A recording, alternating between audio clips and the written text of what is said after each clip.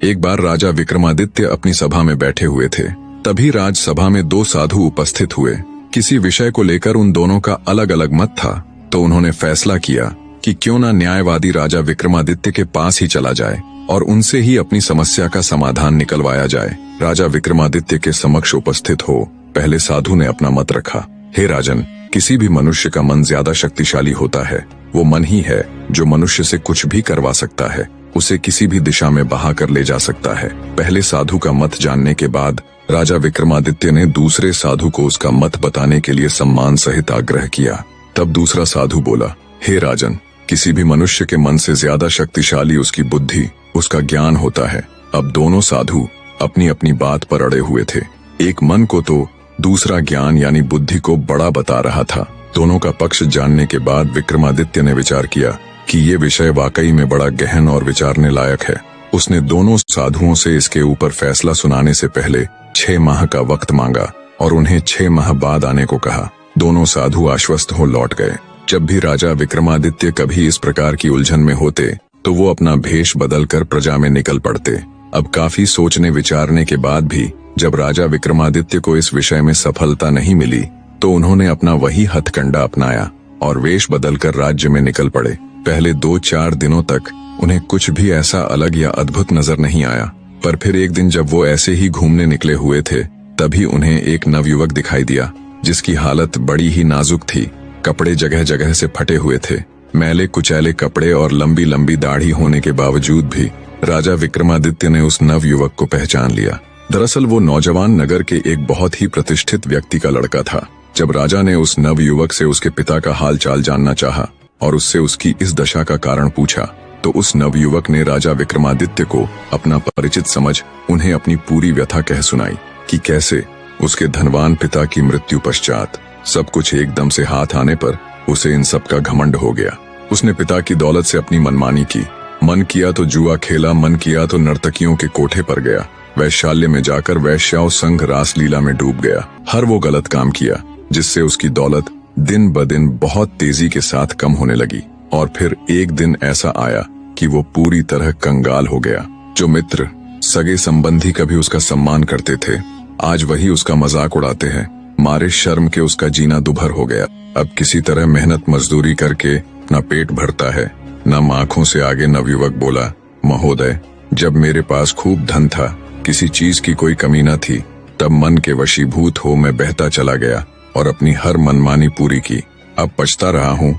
तब राजा विक्रमादित्य बोले, कैसा हो अगर समय पीछे चला जाए, कैसा हो अगर फिर से तुम्हारे पास वो गवाई हुई धन दौलत वापस आ जाए।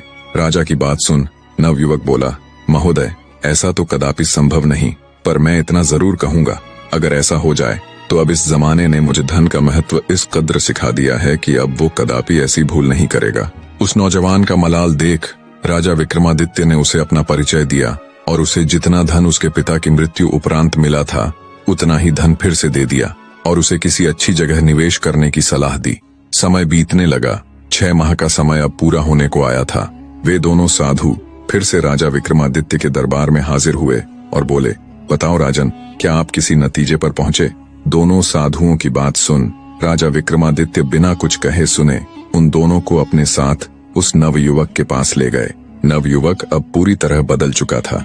उसने सिर्फ 6 माह के अंदर ही व्यापार में काफी तरक्की हासिल कर ली थी। राजा विक्रमादित्य और साधुओं को आया देख नवयुवक ने बड़े सम्मान के साथ उनका आदर सम्मान किया।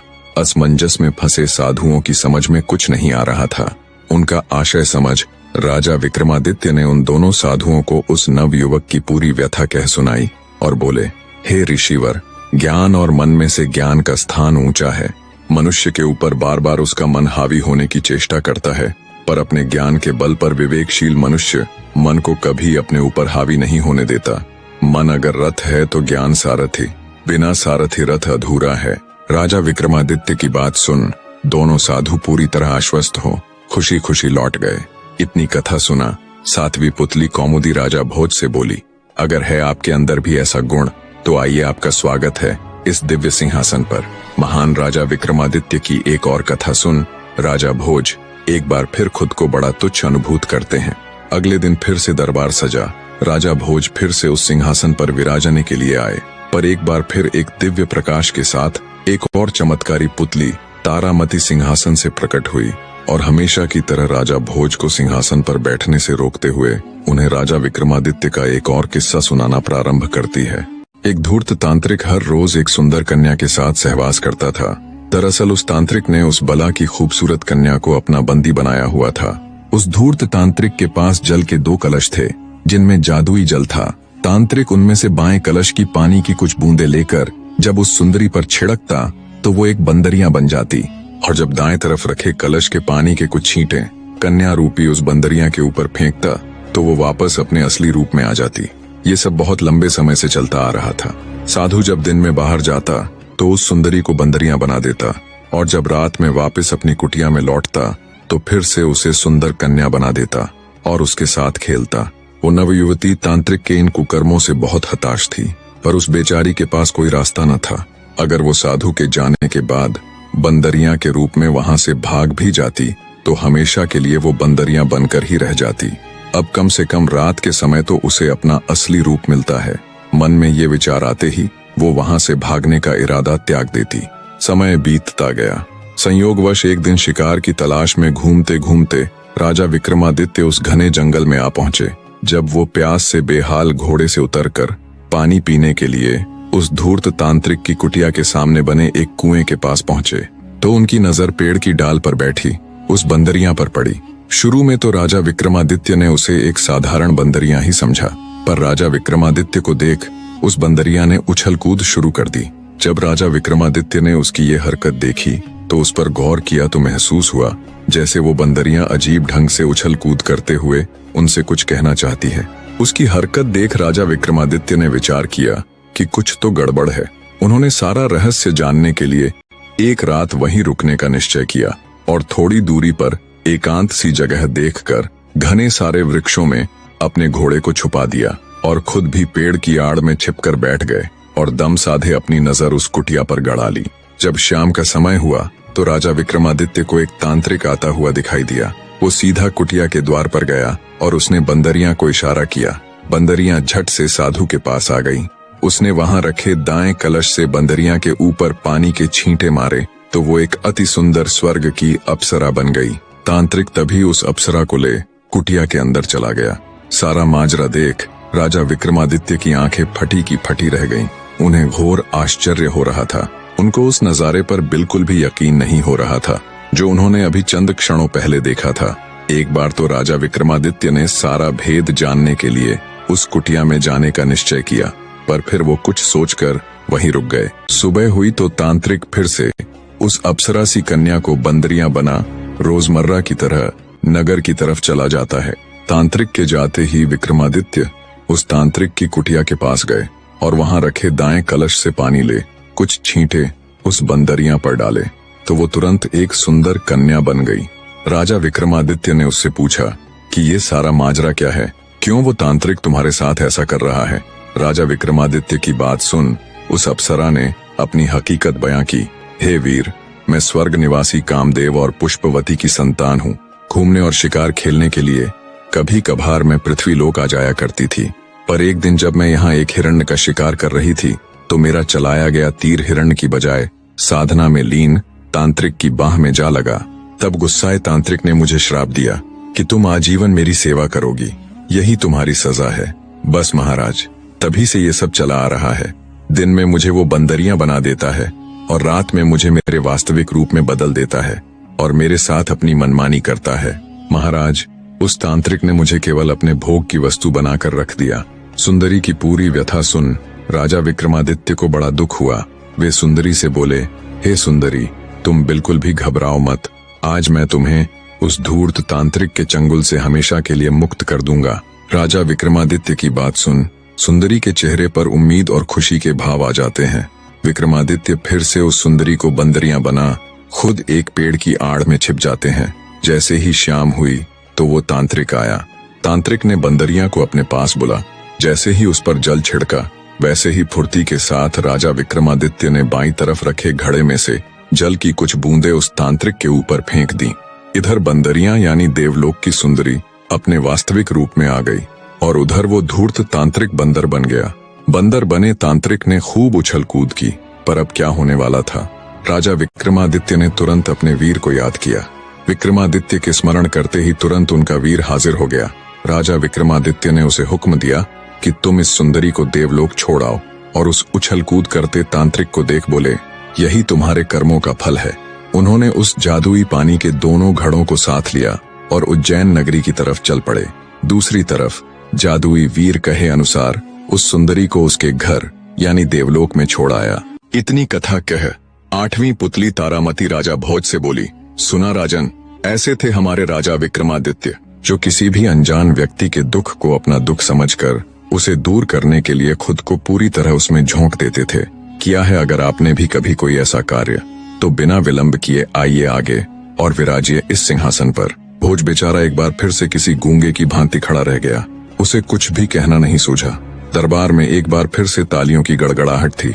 आज का दिन भी ऐसे ही गुजर गया। अगले दिन फिर से राज दरबार सजा। राजा भोज फिर से मन में एक जिद लिए उस दिव्य सिंहासन की तरफ बढ़ते हैं, पर जैसे ही वो सिंहासन के निकट पहुंचे, एक बार फिर से एक तेज प्रकाश के साथ उस दिव्य सिंहासन से एक और पुतली प्रकट हुई। सिंहासन से प्रकट हुई 9वीं पुतली का नाम था त्रिलोचना। त्रिलोचना ने भी राजा भोज को सिंहासन पर बैठने नहीं दिया और उन्हें अयोग्य बताते हुए राजा विक्रमादित्य के जीवन से जुड़ी एक और कथा का बखान करना प्रारंभ किया। तो सुनिए राजन, किसी रोज राजा विक्रमादित्य के हरकारे गश्त पर थे। तभी उन्हें एक निर्धन व्यक्ति दिखाई दिया, जिसके चेहरे पर डर और चिंता के भाव थे। उस निर्धन व्यक्ति के पास बहुत सारा धन था। हरकारों ने तुरंत उस संदिग्ध व्यक्ति को चोर समझकर पकड़ लिया और उसे राजा विक्रमादित्य के समक्ष पेश किया और बोले, महाराज, ये व्यक्ति चोर है। इसके पास बहुत सा चोरी का धन था, जिसे लेकर ये नगर से बाहर जाने के फिराक में था। हमने जब इसके हाव भाव देखे तो कुछ असहज लगने पर हमने इसकी तलाशी ली, जिसमें इसके पास बहुत सारा धन मिला है। हरकारों की बात सुन राजा विक्रमादित्य उस निर्धन से दिखने वाले व्यक्ति से बोले, क्यों भाई, कहाँ से आया तुम्हारे पास इतना धन? राजा विक्रमादित्य के पूछने पर निर्धन व्यक्ति बोला, क्षमा करे राजन, मैं कोई चोर नहीं हूँ। दरअसल नगर की एक धनवान शादीशुदा औरत के साथ उसका प्रेम प्रसंग चल रहा है। उसी स्त्री ने मुझे ये सारा धन देकर नगर के बाहर बने चबूतरे पर रुकने के लिए कहा था। उस स्त्री की योजना ये थी कि वो अपने पति को धोखे से मृत्यु के घाट उतारकर नगर के बाहर उसके पास आ जाएगी। फिर वो दोनों मिलकर कहीं दूर जाकर आराम से अपना जीवन व्यतीत करते। निर्धन नवयुवक की बात सुन राजा विक्रमादित्य को बड़ा कौतुक हुआ। उन्होंने अपने हरकारों को तुरंत आदेश दिया और उस व्यक्ति के बताए पते पर जाकर सच्चाई का पता लगाने के लिए कहा। राजा का आदेश पाते ही तुरंत उनके हरकारे बताए गए पते के लिए निकल गए। जब वे वहां पहुंचे और उन्होंने वहां का दृश्य देखा तो हैरान रह गए। अपने पति के मृत शरीर के पास बैठी स्त्री ने जब हरकारों को अपने घर आया देखा तो उसने पूरा हो हल्ला मचा दिया और आंखों में अश्रु लिए हरकारों से बोली, हाय हाय, मैं लुट गई, बर्बाद हो गई।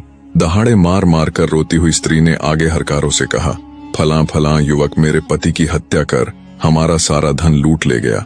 हाय, मैं बर्बाद हो गई, मेरा सब कुछ खत्म हो गया। हरकारे उस स्त्री की बात सुन दंग रह गए। धन के साथ पकड़े गए नवयुवक ने जो बयान राजा विक्रमादित्य के आगे दिया था, यहाँ तो सब बिल्कुल उसके विपरीत था। ये स्त्री तो उस नवयुवक को ही दोषी ठहरा रही थी। जब हरकारों को कुछ भी समझ न आया तो उन्होंने उस स्त्री को भी अपनी हिरासत में ले लिया और उसे भी राजा विक्रमादित्य के सामने पेश किया। स्त्री को जब राजा विक्रमादित्य के सामने पेश किया गया तो उसने राजा विक्रमादित्य के सामने भी फिर से वही बात दोहराई और रोते हुए बोली, न्याय कीजिए महाराज, इस धूर्त व्यक्ति ने मेरा सब कुछ खत्म कर दिया। अब मैं किसके सहारे जीऊंगी? क्या अर्थ रह गया अब मेरे जीने का जब मेरा पति ही नहीं रहा? ऐसे जीने से अच्छा तो मैं भी अपने पति के साथ सती हो जाऊंगी। स्त्री और उस नवयुवक की बात सुन राजा विक्रमादित्य भी असमंजस में पड़ गए। एक तरफ उसे उस नवयुवक की कही बातें, उसका आत्मविश्वास देख सत्य प्रतीत हो रही थी। दूसरी तरफ स्त्री के आंसू और उसकी अपने पति के साथ सती होने की बात सुन उसकी बात भी झूठ नहीं लग रही थी। कुछ देर राजा विक्रमादित्य गहरी सोच में डूबे रहे। फिर उन्होंने कुछ सोचते हुए उन दोनों को अलग अलग कक्षों में बंद करने का आदेश दिया। फिर राजा विक्रमादित्य ने स्त्री के घर जाने वाले हरकारों से पूछताछ की और उनसे वहां का पूरा विवरण लिया और तुरंत एक राजवैद्य को बुलाया और उस स्त्री के मृत पति की जांच करवाई। राजवैद्य ने जब उसकी मृत्यु का कारण बताया तो सारा माजरा राजा विक्रमादित्य के आगे बिल्कुल स्पष्ट हो गया। राजा विक्रमादित्य ने उस स्त्री को बुलवाया और सख्त स्वर में पूछा, तुम्हारा पति कैसे मरा? स्त्री ने फिर से रोते हुए कहा, महाराज, वह नवयुवक मेरे घर आया और मेरे पति को मारकर हमारा सारा धन लेकर भाग गया। उस स्त्री की बात सुन राजा विक्रमादित्य बोले, अरे दुष्ट स्त्री, क्या तुम्हारे अंदर लेस मात्र भी लाज लज्जा नहीं बची, जो अपने पति को मारने के बाद इतने विश्वास के साथ ढोंग कर रही हो? सच ही कहा है किसी ने, स्त्री का त्रिया चरित्र जाने न कोय, खसम मार के सती होए। राजा विक्रमादित्य की बात सुन स्त्री के चेहरे का रंग उड़ गया। पूरा राज दरबार हैरानी के साथ साथ असमंजस में था कि कैसे राजा इस स्त्री को दोषी ठहरा रहे हैं। सभी की उत्सुकता अपने चरम पर थी। आगे विक्रमादित्य बोले, जब मैंने हरकारों से पूछताछ की तो उन्होंने बताया कि स्त्री के घर में सारा सामान ज्यों का त्यों अपने स्थान पर बिल्कुल व्यवस्थित तरीके से रखा हुआ था, कुछ भी बिखरा हुआ नहीं था। अगर वो व्यक्ति इस स्त्री के पति को मारकर धन लूटता तो हाथापाई और छिपे हुए धन को ढूंढने के लिए सामान अस्त व्यस्त जरूर होता। आगे राजा विक्रमादित्य ने स्त्री को दोषी करार देने का दूसरा और मुख्य कारण बताया।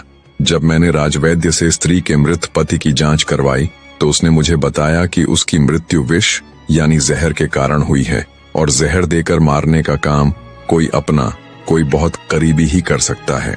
अगर नवयुवक इसके पति की हत्या करता तो उसके शरीर पर चोट के निशान जरूर होते, पर उसके शरीर पर कोई भी चिन्ह नहीं मिला जो ये दर्शाता हो कि उसकी मृत्यु जोर जबरदस्ती या किसी प्रकार की हाथापाई करने से हुई है।